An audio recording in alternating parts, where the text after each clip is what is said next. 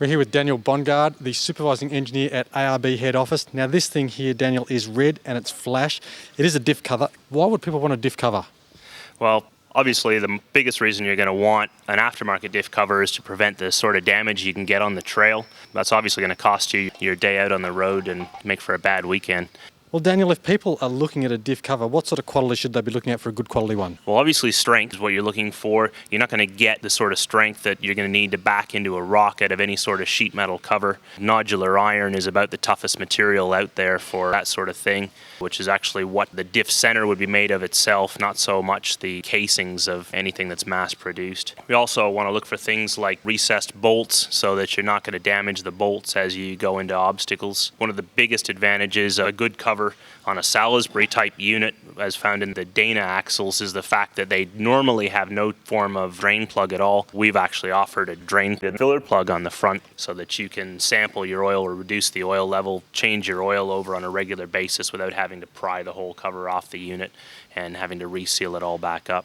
You spoke about strength. Why is strength so important to holding a diff together? Well, there's a lot of torque going across your axle set. People are quite often putting axles into rock crawling vehicles that will have braking strains in excess of 14,000 foot-pounds. That's a lot of twist going across the open cavity of the Salisbury axle. A sheet metal cover is actually just going to allow it to flex easily under that sort of twist, and that changes the way the bearing cone and cup is going to mate with each other. You're going to get point contact in your bearings, which will destroy the bearings very prematurely. You change the way the pinion gear actually mates with the ring gear in the vehicle so that you get the corner of the tooth contacting the flat, which is what damages the ring gear and will ultimately result in a tooth breaking off at a very low torque. So much like the difference of just a box with a lid on and off? Correct.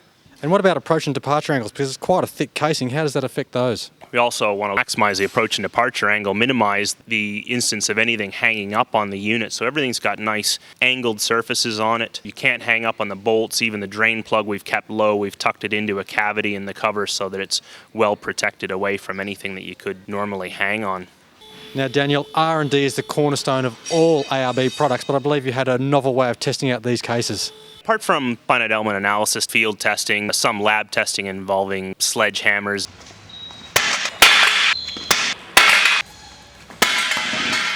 Here's one we prepared earlier on a standard OE differential cover.